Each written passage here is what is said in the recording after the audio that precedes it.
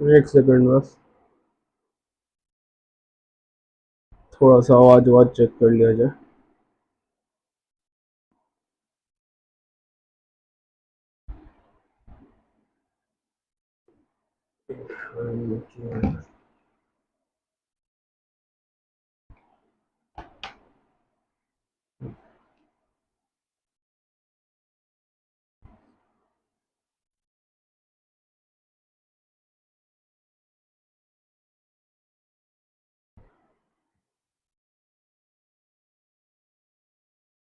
लक्षण सही नहीं बुझा रहा है यूट्यूब का। आज फीड लग रहा है थोड़ा सा डिस्टर्ब टाइप का। बड़ा देरी से क्या हो गया इसका?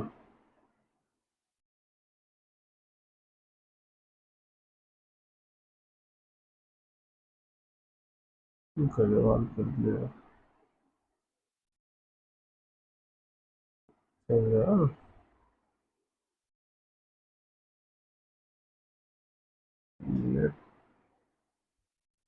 स्ट्रीम तो जा रहा है ना, जा ही रहा होगा, कल देखा यार। आवाज तो पता चलेगा नहीं। नेट का प्रॉब्लम है क्या? क्या दिक्कत आ रही है? कितना रात हो गया ऐसे ही। और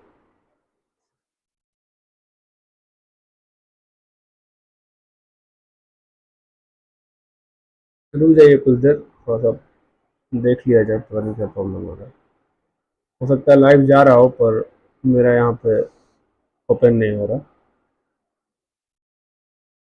अगर लाइव जा रहा हो तो आज हम लोग पढ़ने वाले क्वेश्चन नंबर 35। ठीक है। क्वेश्चन नंबर 35 और रुपी रोल ओवर फॉरवर्ड। तो 35 नंबर क्वेश्चन है।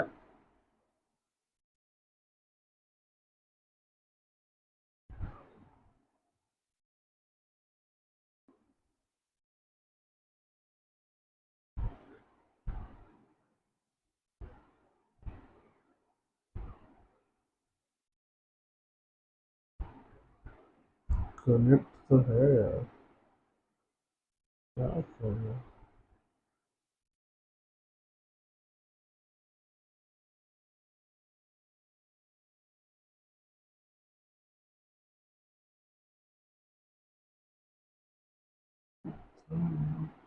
पंद्रह सेकंड हो गया पर ये लाइव गया नहीं अब तक लग रहा है। तो देख रहा है कि नहीं तो नहीं पता ना। मैसेज को करे तो पता चले इसको हुआ क्या है, लाइव जा रहा है कि नहीं जा रहा है।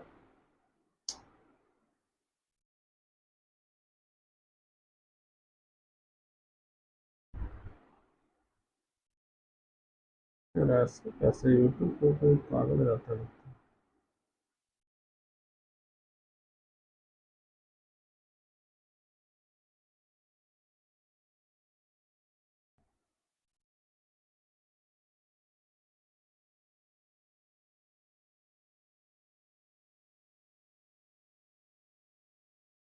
लाइव तो जा रहा है।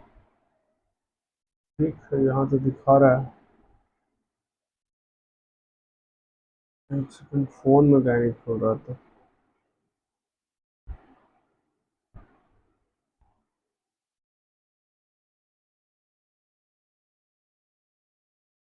जा रहा है। चलिए ठीक है, स्टार्ट करते हैं। क्वेश्चन नंबर 35 जो है, आ जा भाई लोड ले ले। ये हो गया।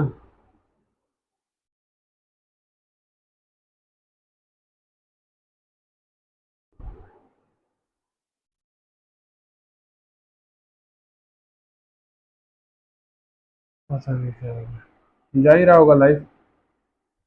ठीक है, पता नहीं चल पा रहा मेरे को। अब 35 नंबर क्वेश्चन को देखोगे तो रमेश जो है उसको इन्वेस्ट करना है, ठीक है। और उसके पास ये सारा सिक्योरिटी है, अब किस में इन्वेस्ट करे उसको नहीं पता है। अब कितना इन्वेस्ट करे ये भी नहीं पता है। मान लो उसके पास 10 लाख रुपया है, तो 10 लाख रुपया ए में कितना इन्वेस्ट करे, बी में कितना करे, सी में कितना करे, डी में करे कि ना करे, ई में करे कि ना करे, एफ में करे कि ना करे, ये भी जानना है उसको। ठीक है, इनमें करे कि ना करे ये भी जानना है। ठीक है, समझ गया? अटक रहा है यार, क्या दिक्कत है आज।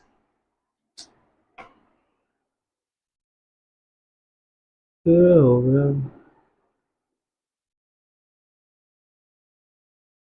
फिर अटक गया। क्या 12:30 बजे रात में वो दिक्कत ज्यादा का, इसको भूत पकड़ लेता है क्या?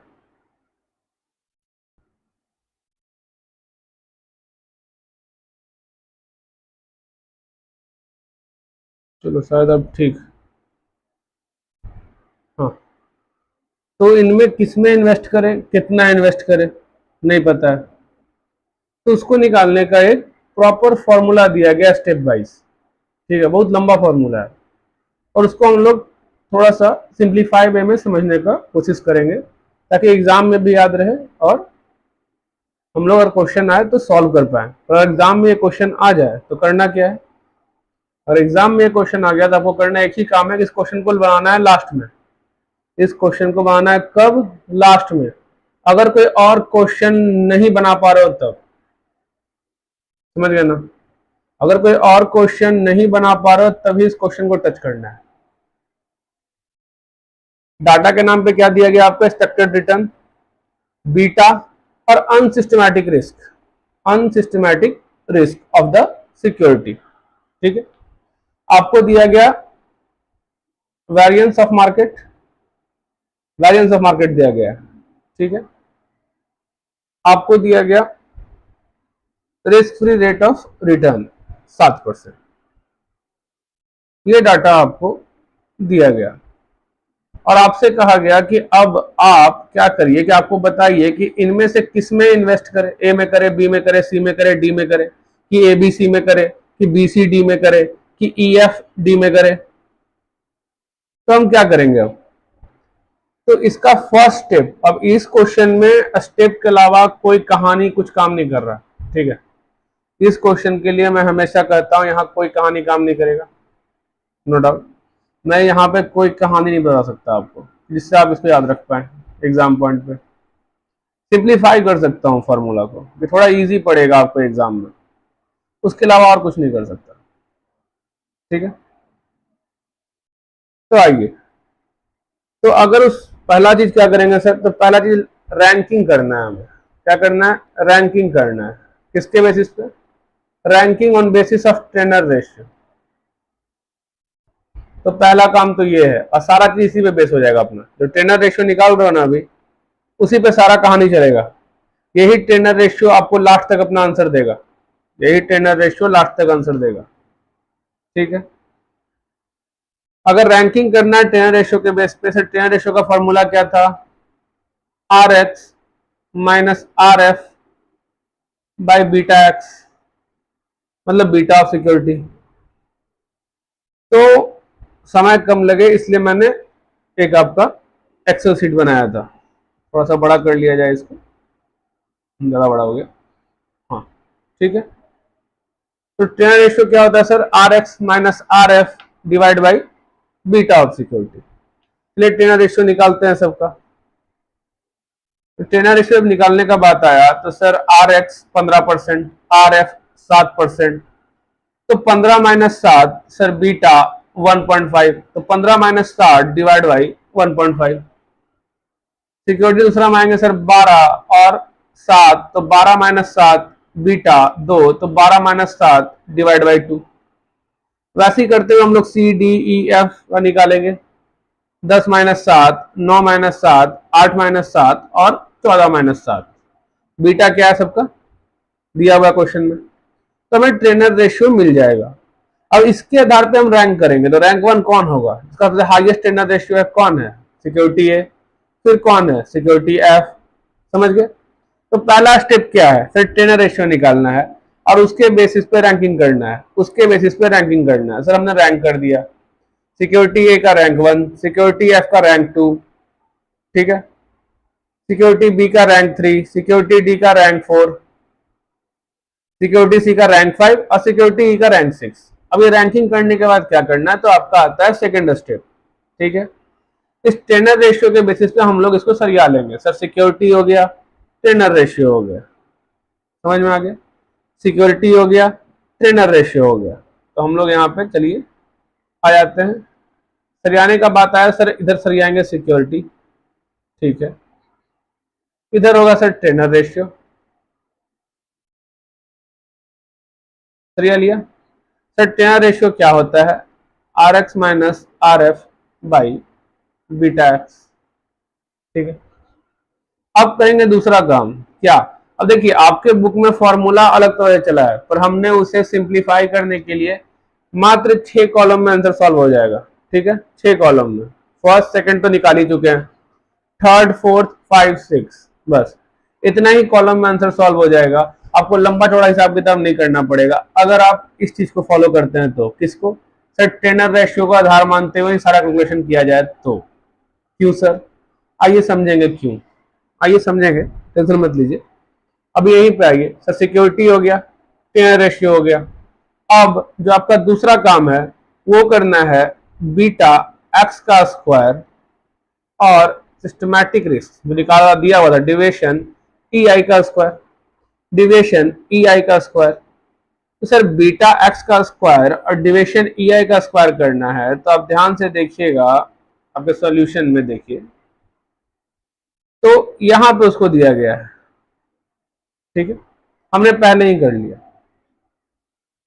ऊपर से सर क्वेश्चन में हमको बीटा आई दिया गया था, और वैसा बात है बीटा आई हमें दिया गया था, हमने बीटा एक्स, मैं एक्स कर रहा हूँ, बीटा आई कर रहा है, जो करना है कहो, L M N O P Q जो करना है कहो। और ये सर स्क्वायर में ही दिया गया था, ठीक है। तो अपना जो सेकंड स्टेप था वो क्या था सर? ये निकालना, क्या? Beta square deviation E I का स्क्वायर, ठीक है। तो आपको मैं यहां अपना बताते भी चल रहा हूं आगे आगे, और वहां सॉल्यूशन किया हुआ है, ठीक है। ये निकल गया। अब क्या करेंगे सर? इसको इससे मल्टीप्लाई करेंगे। अगर इसको इससे मल्टीप्लाई करेंगे तो देखिएगा स्क्वायर कट जाएगा, तो फॉर्मूला क्या बचेगा? अगर मैं कहूँ ये 1 है, ये 2 है, ये 3 है, और मैं कह रहा हूं कि 2 इंटू 3 करो, 2 इंटू 3 करो, तो क्या बचेगा? ये sir R X minus R F by deviation E I का स्क्वायर इंटू बीटा एक्स, ये ई आई का स्क्वायर इंटू बीटा एक्स बचा कि नहीं? यही बचा ना, यही बचा ना, समझ गए? और थर्ड में निकाल लिया था। तो ये सर आपका कहां तक पहुंचा हमारा कहानी? कुछ नहीं सर, सिक्योरिटी सर लिख लिया था हमने, ट्रेनर रेशियो पे बना लिया था, लिख लिया था हमने, पहले ही निकाल लिया था। Sir beta square deviation E आई स्क्वायर निकाल लिया, सर उसको मल्टीप्लाई कर दिया हमने, इन दोनों को मल्टीप्लाई कर दिया सर, तो हमको क्या मिल गया सर? हमको मिल गया R X minus R F into beta X by deviation E I का स्क्वायर, ठीक है। क्यों निकाला हमने ये? क्योंकि ये भी हमारा रिक्वायरमेंट था। ये देखिए, या तो मैं इस फॉर्मूला के तौर पे करूं या इसको ध्यान से देखो, तो यही ना है यार, Treynor ratio into beta X by deviation E I, तो बीटा बीटा स्क्वायर ऑफ सब आता है। क्यों? ट्रेनर रेशियो का फॉर्मूला क्या होगा? R X minus R F by beta I, ये बीटा आई का स्क्वायर, सर ये कट जाएगा, ये बचेगा। तो सिंप्लीफाई तरीके में करने के लिए हमने क्या किया? पहले किया सिक्योरिटी, फिर निकाला ट्रेनर रेशियो जो ऊपर निकाला था, रैंकिंग किया, सर याद दिया सही से, फिर हमने बीटा स्क्वायर डिविएशन ई आई स्क्वायर निकाल लिया, और इन दोनों को मल्टीप्लाई कर दिया, और हमारा आंसर आ गया, ठीक है। इतना ही आपको सॉल्व करना था। कितना सॉल्व करना था सर? 1 से शुरू करना था और बस यहां तक मुझे आना था, ठीक है, यहां तक मुझे आना था। क्या समझे? तो सारा कॉन्सेप्ट आपका दिख रहा होगा कि ट्रेनर रेशियो पे ही बेस है। पहले हमने ट्रेनर रेशियो निकाला, रैंकिंग किया, उसको रैंक के हिसाब से सरिया दिया, बीटा एक्स का स्क्वायर डिविएशन ई आई का स्क्वायर निकाला, डिवाइड बाई, निकल गया, इन दोनों को मल्टीप्लाई कर दिया, अपना कहानी खत्म। अब आएगा सम का कहानी, अब आएगा सम का कहानी। सम क्या होगा? ये वाला सम होगा सर, ये जो निकाला है हमने इसका सम होगा, और इसका सम होगा, ठीक है।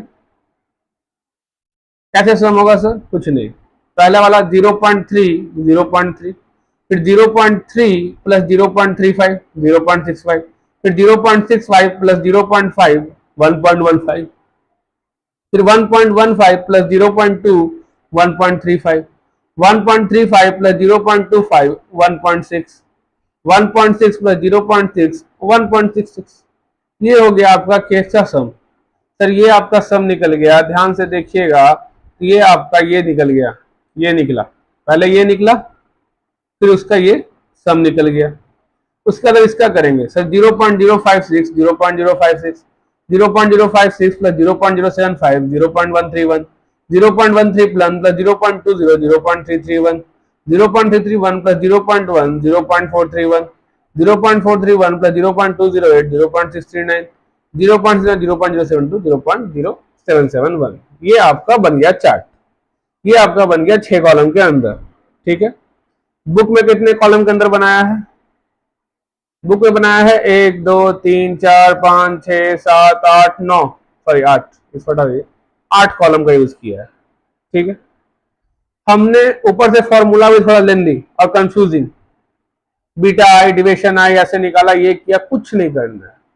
ट्रेनर रेशियो के आधार पे पूरा सोल्यूशन चलेगा अपना। ट्रेनर रेशियो निकाल लेना है, बीटा का स्क्वायर डिविजन ये स्क्वायर डिवाइड कर लेना है, इन दोनों को मल्टीप्लाई कर लेना है, उसके बाद इसका सम और इसका सम, बस निकल गया। अब जो कैलकुलेशन है वो आपका असली कैलकुलेशन स्टार्ट होता है। वो क्या है? वो होता है आपका कट ऑफ पॉइंट निकालने का कैलकुलेशन। यहां से आप कर सकते हैं कट ऑफ पॉइंट। अब सर ये कट ऑफ पॉइंट क्या होता है?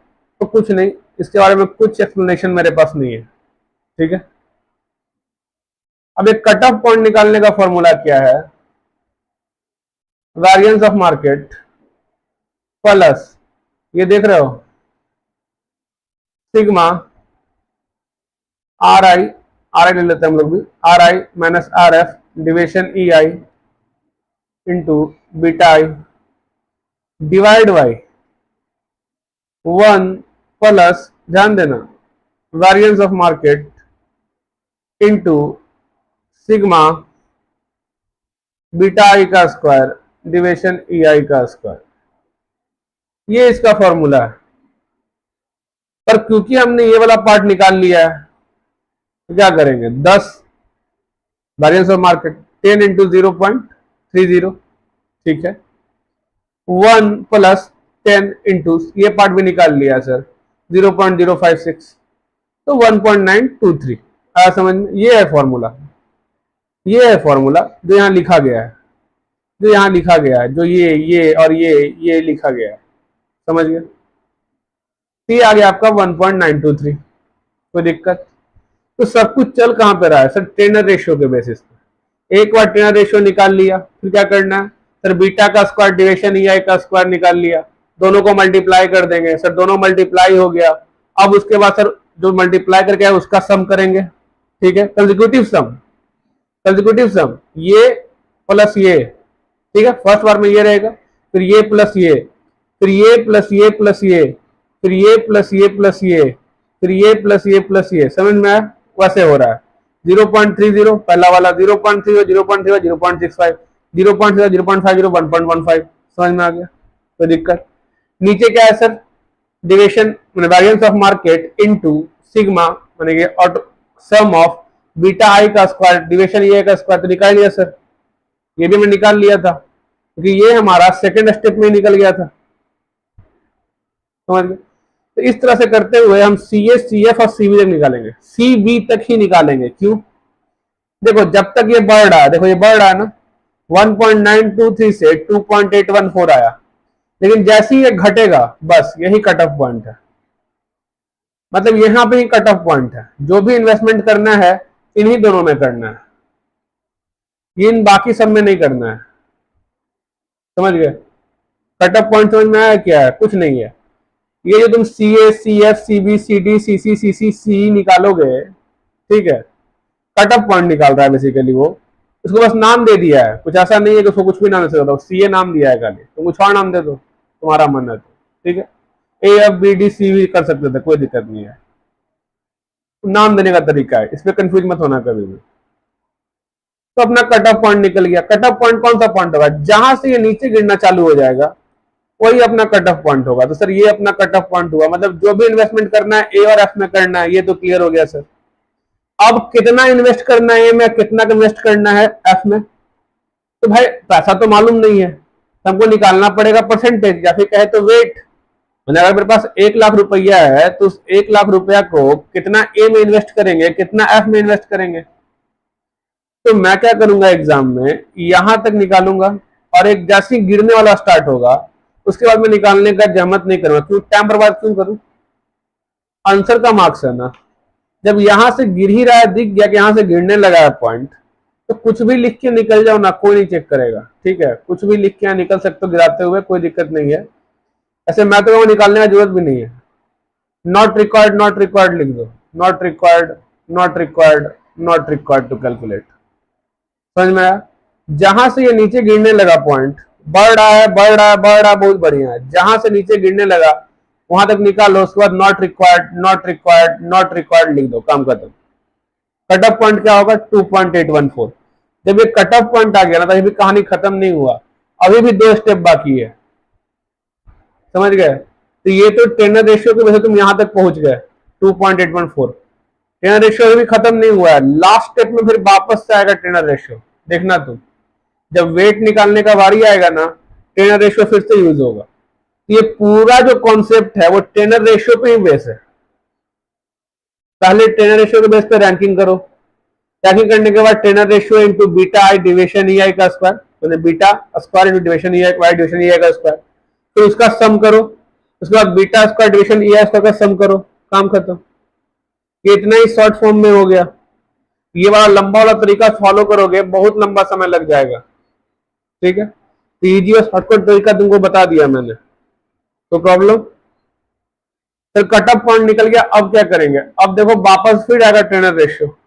तो कहेगा जेड निकालो। अब ये जेड का फॉर्मूला काफी सिंपल है सर, बीटा आई तो पता है ना, डिविजन ये स्क्वायर भी दिया हुआ है। ये बीच में क्या है, ये क्या है, tenor ratio minus C, Treynor ratio minus सी। तो अगर सर जेड ए का बात करें, उसका बीटा था 15, उसका डिविजन ई आई था 40, टेनर रेशियो कितना था 5.33, सी कितना निकालो 2.814। तो ध्यान रखना, टेनर रेशियो अभी भी काम आया, आया कि नहीं। क्या करेंगे, कुछ नहीं सर, ये फॉर्मूला कंफ्यूज, कुछ नहीं करना है, फॉर्मूला कंफ्यूजिंग है ये नहीं है। यहाँ पे कट ऑफ पॉइंट निकालो ना, वो माइनस होगा। ये क्या है, ये टेनर रेशियो है, ये टेनर रेशियो है।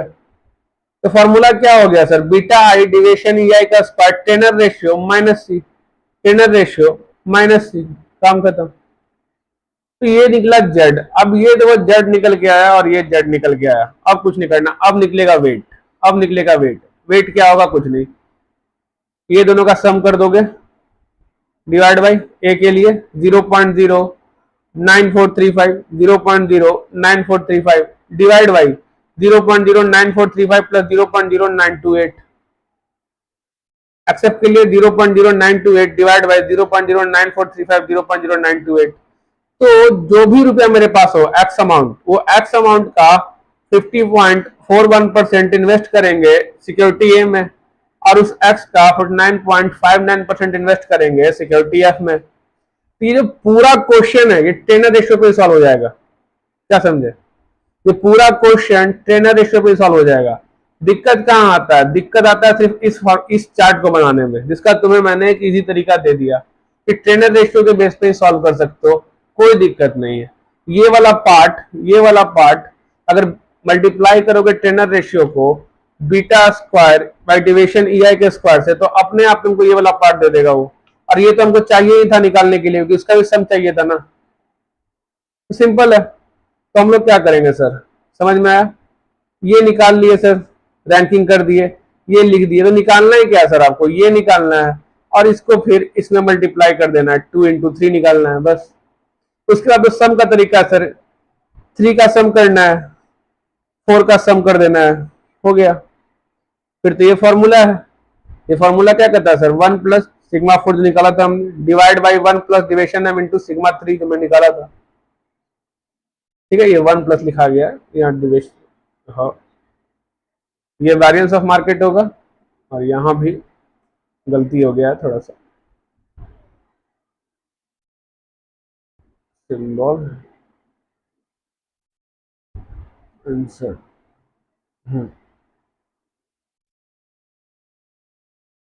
Variance of market. ठीक है, अब सही हो गया, कोई दिक्कत? देखो मैंने नहीं निकाला है सी डी सी सी सी सी का, मैंने कैलकुलेट नहीं किया है। ठीक है, छोड़ दिया मैंने, नॉट रिकॉर्ड लिख दूंगा। ठीक है, नॉट रिक्वायर्ड। या इच्छा करे तो कोई भी अमाउंट लिख दो गिरते हुए, 2.66 है, 2.54, 2.48, नीचे गिर लिखना 2.54, 2.48, 2.30 ऐसे लिखना। ठीक है, तो जो कहानी है कट ऑफ पॉइंट तक है, एक बार कट ऑफ पॉइंट निकल गया तो जेड स्कोर क्या है, कुछ नहीं sir, beta by deviation E I, beta by deviation E I का square into Treynor ratio minus C, Treynor ratio minus C, काम करता हूं। जेड निकल गया, वेट निकल जाएगा, जेड निकल गया कि जेड ही तो वेट है, समझ गए? तो ये इतना इजी हो जाता है अगर तुम टेनर रेशियो पे बेस करो उस फॉर्मूला को। तो अगर टेनर रेशियो पे नहीं करोगे तो ये बहुत लंबा चौड़ा कैलकुलेशन। ठीक है, ये तुम्हारा हो गया क्वेश्चन। अब एक है रुपी रोल ओवर फॉरवर्ड, उसको भी देख लिया जाए। ये रुपी रोल ओवर फॉरवर्ड क्या है? अरे सॉरी, ठीक आ गया।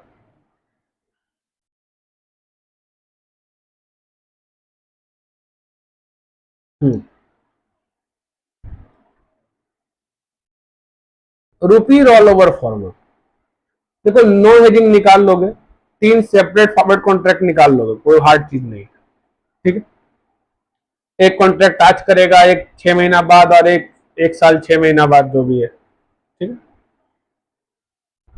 मैंने एक आज, एक 6 महीना बाद, और एक साल बाद का कॉन्ट्रैक्ट टाइम खत्म होने पे करेगा, वो अलग चीज। ये रुपी रोल ओवर फॉरवर्ड क्या है, इसके बारे में जानना है, ये हमने नहीं जाना था। और समझो इसको, रुपी रोल ओवर फॉरवर्ड क्या है।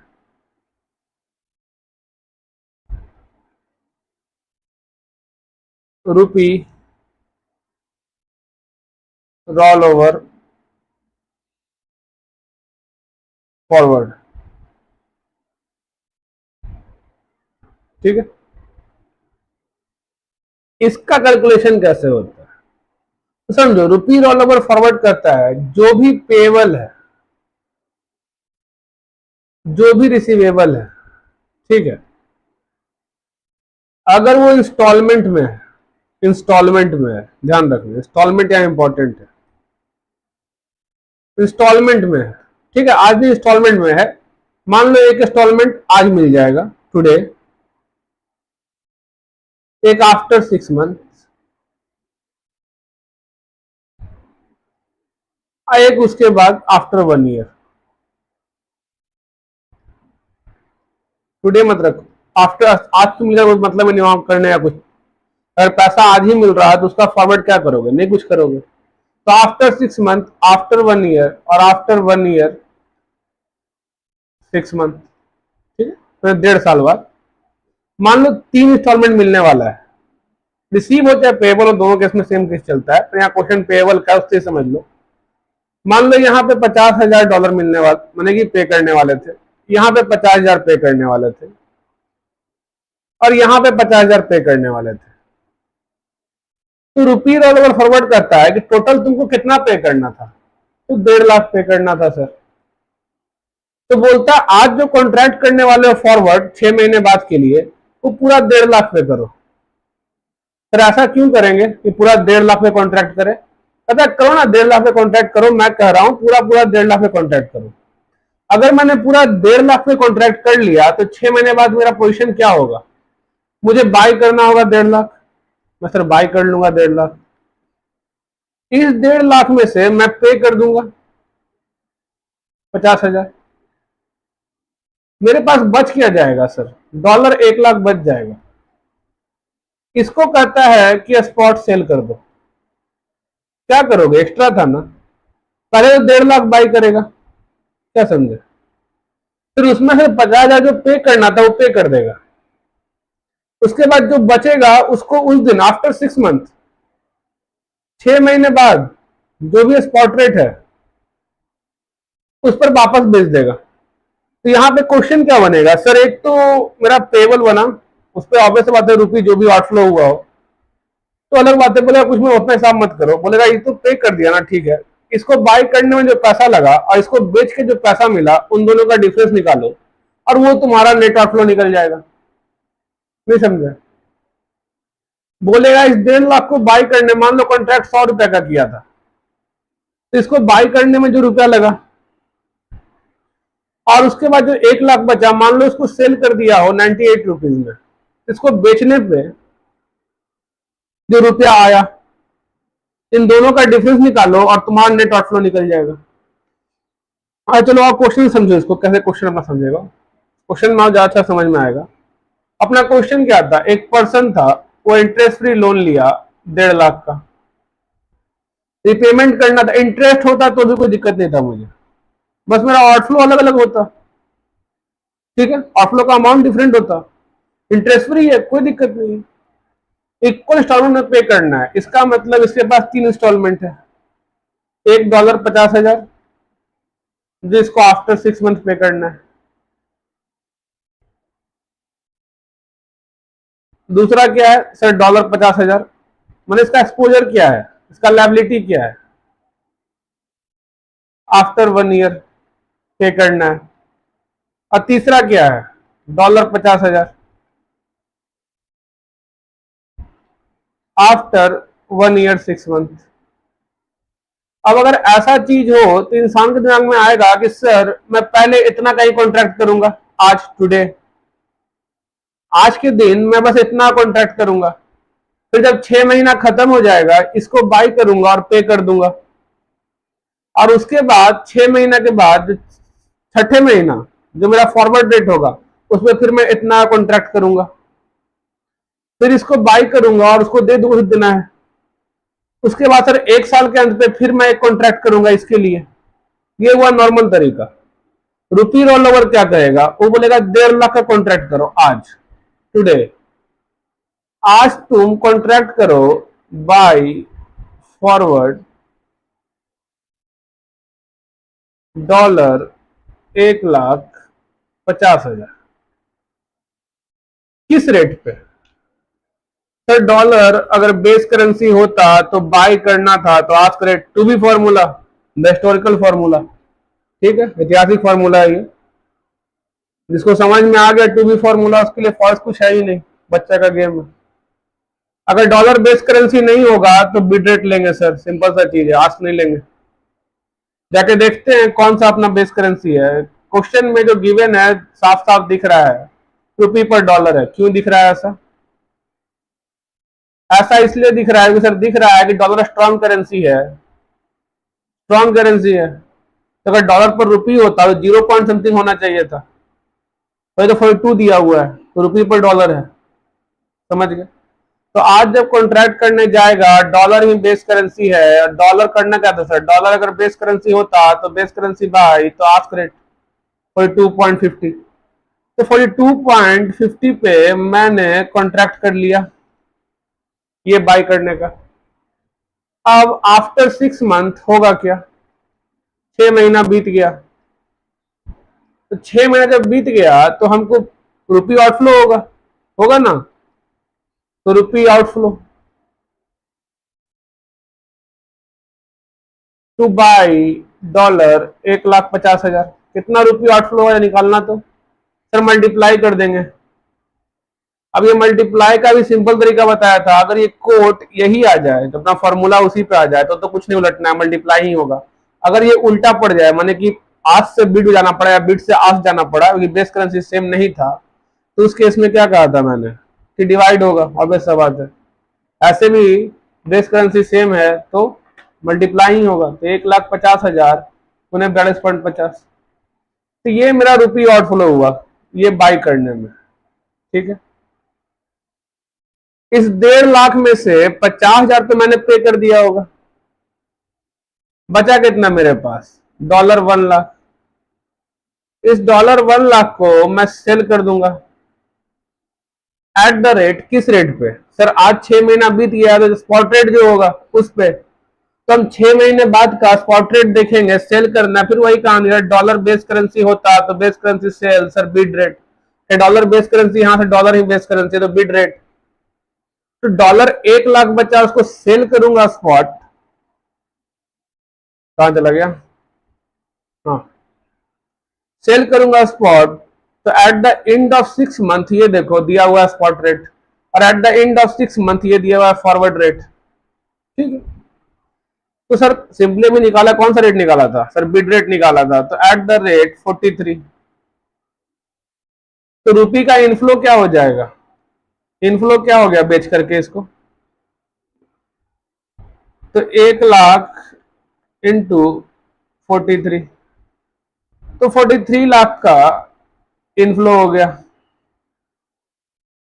तो एक्सपेक्टेड में या फिर कहे कैश आउटफ्लो या रुपी आउटफ्लो, नेट रुपी आउटफ्लो कितना रह गया यहाँ पे पहला 6 महीना में? सर 63,75,000 माइनस 43 लाख, 20,75,000 आया समझ में? अगर मैं सिर्फ फॉरवर्ड कॉन्ट्रैक्ट करता तो मेरा रुपी आउटफ्लो क्या होता? ये अमाउंट होता, ऑब्वियस सा बात है। अब क्या करेंगे? अब एक और काम करेंगे सर, फिर एक कॉन्ट्रैक्ट कर लेंगे, कितना का?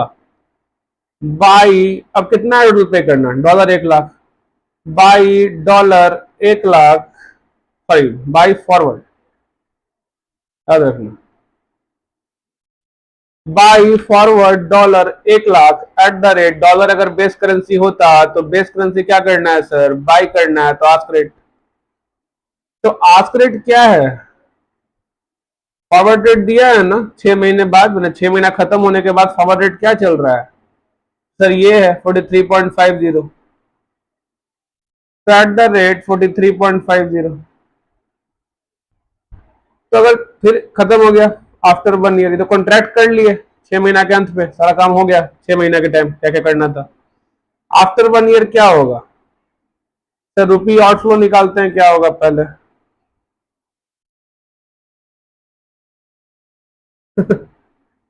रुपी आउटफ्लो क्या होगा बताइएगा?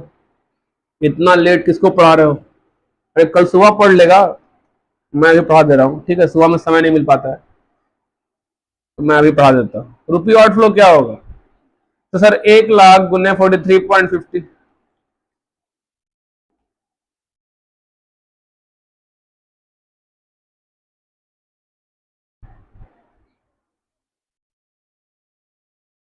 पर अब सिंपली सोचो कि मेरे पास $1 लाख मिला होगा, बाई किया, इसमें से तो 50,000 तो पे कर दिए होंगे, 50,000 फिर भी बच जाएगा, तो उसको क्या करेंगे? तो सेल कर देंगे। तो sell dollar 50,000 at the rate spot rate जो होगा, स्पॉट रेट जो होगा, तो जाके देखे हम लोग कि स्पॉट रेट क्या है। तो at the end of 1 year spot rate क्या है सर? 44.10। करना क्या है सर? डॉलर अगर बेस करेंसी होता तो सेल करना था, तो बिड रेट, तो कौन सा रेट होगा सर? 44, तो आओ लिखो एट द रेट ₹44 पर डॉलर, तो 50,000 इंटू 44, तो कितना हुआ? 22 लाख। तो नेट रुपी आउटफ्लो कितना हो गया?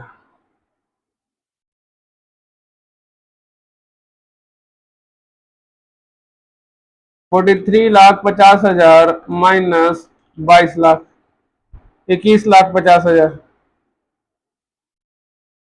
अब क्या करेगा सर? एक और कॉन्ट्रैक्ट करेगा आज 1 साल के अंत पे, क्या? बाई फॉरवर्ड डॉलर 50,000, किस रेट पे सर? जो 1 साल बाद का रेट अवेलेबल है 6 महीना बाद के लिए, कौन सा रेट अवेलेबल है देखो तो सर? ये दोनों अवेलेबल है। क्या करेगा? डॉलर अगर बेस करेंसी होता तो बेस करेंसी बाई क्या होता? आस्क रेट, तो आस्क रेट कितना है? 44.60, तो 44.60। अब यहाँ कुछ नहीं करना है, अब ये टाइम पीरियड खत्म होगा, मैंने कि 1 साल 6 महीना खत्म होगा। 1 साल 6 माह जैसे ही खत्म होगा तो आप क्या करिएगा? बस अब तो यही सर, बाई करना है और पे करना है, अब तो कुछ बचेगा ही नहीं। तो रुपी आउटफ्लो कितना होगा? 50,000 इंटू 44.60, सर 22,30,000। तो टोटल रुपी आउटफ्लो कितना हुआ सर? सर ये 22 30 हुआ एक, ये 21,50 हुआ एक, ये 20,75 एक, सबको जोड़ लीजिए तो 20,75,000 प्लस 21,50,000 प्लस 22,30,000, तो आपका 64,55,000 का आउटफ्लो होगा अगर रुपी रोल ओवर फॉरवर्ड करें। अगर रुपी रोल ओवर फॉरवर्ड नहीं करते तो क्या होता? तो उस केस में सर मैं पहले 50,000 के लिए कॉन्ट्रैक्ट करता और उसका रेट क्या होता सर, ये वाला कोई 2.50, फिर अगले 50,000 के लिए कॉन्ट्रैक्ट करता कब, 6 महीना बाद, और उसका रेट क्या होता, ये सॉरी 43.50 फॉरवर्ड रेट, और उसके बाद फिर 50,000 के लिए करता और उसके लिए रेट क्या होता, एक साल बाद फॉरवर्ड रेट क्या अवेलेबल है, 44.60। तो जरा आंसर निकालिएगा इसका। इस केस में आंसर क्या आता, 50,000 गुने 42.50, 21,25,000, 50,000 इंटू 43.50, 21,75,000 और 50,000 इंटू 44.60, 22,30,000। तो यहाँ पे आउटफ्लो टोटल कितना होता, निकालिए तो, 22,30 प्लस 21,75,000 प्लस 21,25,000, यहाँ पे 65 लाख का आउटफ्लो था। देखा, रुपी रोल ओवर फॉरवर्ड में कम आउटफ्लो है कि नहीं, इसलिए रुपी रोल ओवर फॉरवर्ड बढ़िया है। आया समझ में कैसे सॉल्व होता है रुपी रोल ओवर फॉरवर्ड? जो भी आपका शेयर टोटल अमाउंट के लिए लेता है, टोटल अमाउंट के लिए कॉन्ट्रैक्ट करेगा, उसके बाद क्या करेगा, जो पे करना है, बाय करना है, उसे पे कर देगा, जो बचेगा उसको क्या करेगा, उसको फिर वापस सेल कर देगा, फिर कॉन्ट्रैक्ट करेगा जो बचा हुआ अमाउंट है पे करने के लिए, उसके लिए मैंने 1 लाख के लिए, फिर पूरा बाय करेगा, फिर जो बचा है उसको फिर सेल कर देगा और फिर एक ही कॉन्ट्रैक्ट करेगा फॉरवर्ड का, फिर तो बचेगा नहीं बेचने के लिए दोबारा उसके पास। समझ गए? तो यही आपका रुपी रोल ओवर फॉरवर्ड बचा हुआ था एक कॉन्सेप्ट, तो आपको बता दिया। बाकी अब थोड़ा बहुत अगर कुछ होगा तो होगा। आपका ये तीनों हार्ड चैप्टर था, ठीक है। डेरिवेटिव हो गया, फॉरेक्स हो गया, पोर्टफोलियो हो गया। तो आपका जो तीनों हार्ड चैप्टर था एएफएम का, वो मैंने एग्जाम के पहले जस्ट करवा दिया, ठीक है। अब बस सही बात है, इतनी लेट किसको पढ़ा रहे हो सर? खुद पढ़ रहा हूँ यार, किसको पढ़ाऊंगा इतना लेट? सुबह उठ के बच्चे देख लेते हैं जिनको देखना होता है, कहीं से कोई भी टॉपिक, कोई भी क्वेश्चन जहां अटकते हैं, और क्या कर सकते हैं। बाकी चल रहा है।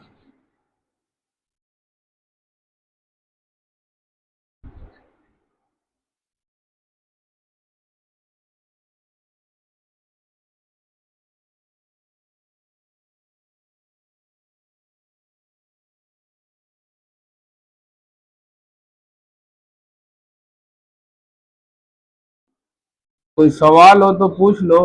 वैसे मैंने सोचा है कि कल हम लोग दोपहर में ट्राई करेंगे लाइव आने का। कोई भी एएफएम का क्वेश्चन हो, एग्जाम आपका परसों है, ठीक है, किसी भी चैप्टर का क्वेश्चन हो, कहीं भी दिक्कत हो पूछ सकते हो, ठीक है।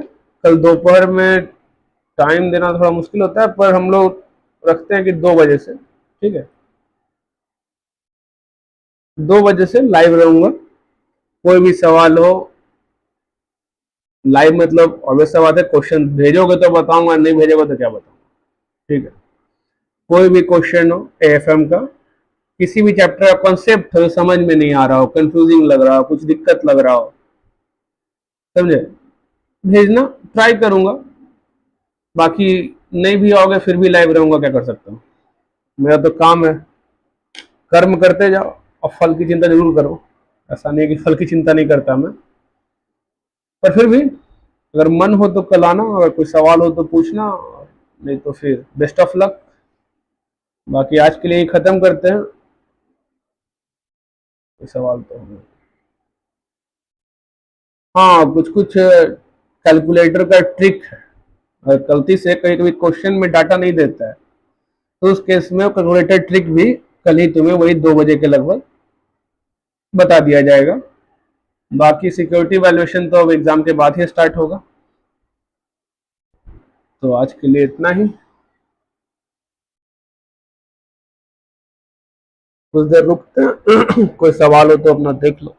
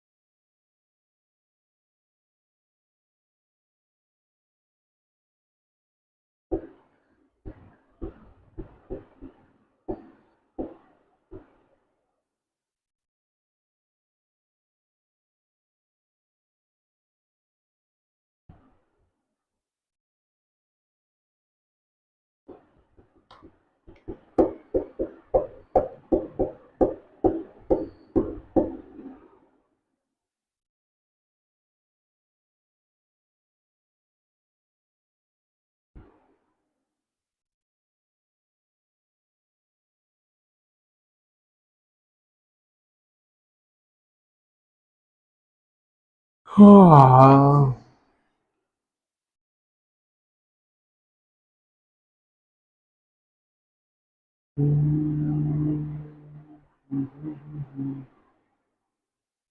जिंदगी